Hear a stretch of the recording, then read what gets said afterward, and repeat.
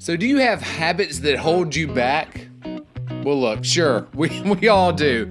So today we're going to look to how to identify those, figure them out, where they come from, what their impact is, and how you can conquer your habits to great success.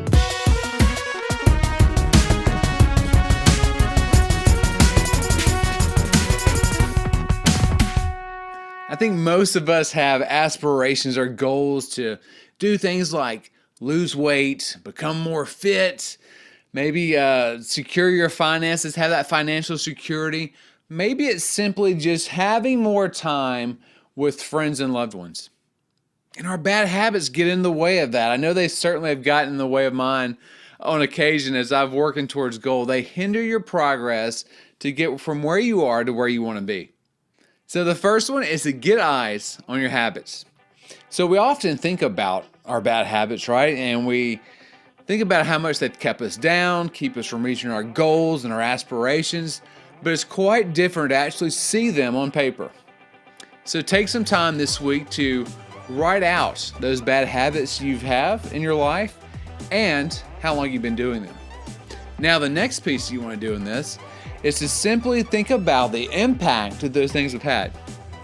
So for example, if I use the one about I've been eating junk food for 5 years. So think about the impact that's had over the 5 years. So in 5 years, I've missed 20 days on sick days and I've gained 28 pounds. Because that's real. For me, after I ran an ultra marathon that brought me down physically, I stopped running for a while and I took up junk food eating and packed on a lot of weight. So I was able to look back and go, okay, stopped exercising, started eating junk food, 5 months, gained 15 pounds. You can see the impact of those things. So think through the actual impact that each of those have. Now, at this point, you have an idea of what your habits are. So the second step to this is identifying triggers to the pieces that we just wrote out and then look for ways to replace those.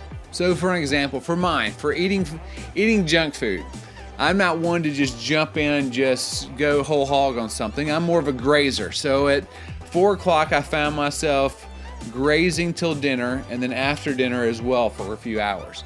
And it added up over time. Now, one of the triggers for me is that I was bored. I was wrapping up my day and I was filling food with in that space, that space of boredom that I had. So whether it was that time from 4 to dinner time, or maybe it was after dinner as well, I was using food to fill that piece of my day.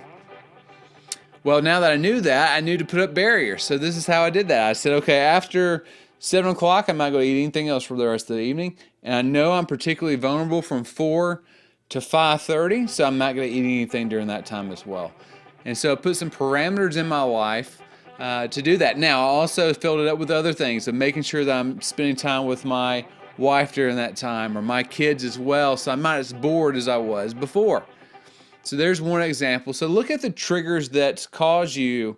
Why do you smoke, or why do you drink, or why haven't you contributed to 401k? And then think through how you can replace those triggers. So now that we've identified what our bad habits are, the impact, what the triggers are, and we've got plans on what to replace those triggers with, we're ready to take the final step, and that is take the journey to success. And it is going to be a journey. It's not going to be something that's quick and easy. Because otherwise we wouldn't have any bad habits in the first place. We would just replace them immediately. So instead of focusing on a large-scale goal, which you may have some of those, particularly in weight loss or a financial goal or maybe even a new job, focus on small incremental changes. So instead of losing 25 pounds, maybe that's your ultimate goal, but you focus on 3 pounds, 2 pounds, 1 pound. Just take it a piece at a time so that it's more manageable for you to handle. The second is to really set some good check-ins for you. So me, when I was trying to slim back down a little bit, I didn't weigh myself every day. I weighed myself once midweek and once at the end of the week when I was setting my own incremental changes to make sure I was staying on track. I didn't want to be distracted by the ups and downs of the day in and day out type of piece. And that was important for me so that my self-confidence wouldn't be shaken if I had a slightly off day or anything like that. The third tip here for you is to track your progress. So once a week I went through and on my calendar I wrote what my weight was for the week, and I just kind of tracked it that way. For financial goals, maybe you're trying to hit X amount of dollars, so you're celebrating as you hit those incremental pieces on the way. For a new job, maybe it's celebrating a connection. Maybe it's not so tangible as the job itself, but maybe there's wins along the way, such as connections. I secured this many interviews. I grew my LinkedIn connections by this amount, right? So there's going to be some that aren't as tangible, but you can still manage to get check-ins there and track your progress. The last one here is to hang in there. Sometimes breaking habits are tough. They don't want to die. They enjoy being in your life. And sometimes we use them as a crutch in our own lives as well. So some of them are not going to go down as easy. So be prepared for that. Be prepared for those moments of discouragement, of disappointment, of not quite being where you want to be at the time that you want to be. And keep pushing on. Ultimately, you can hit your goal.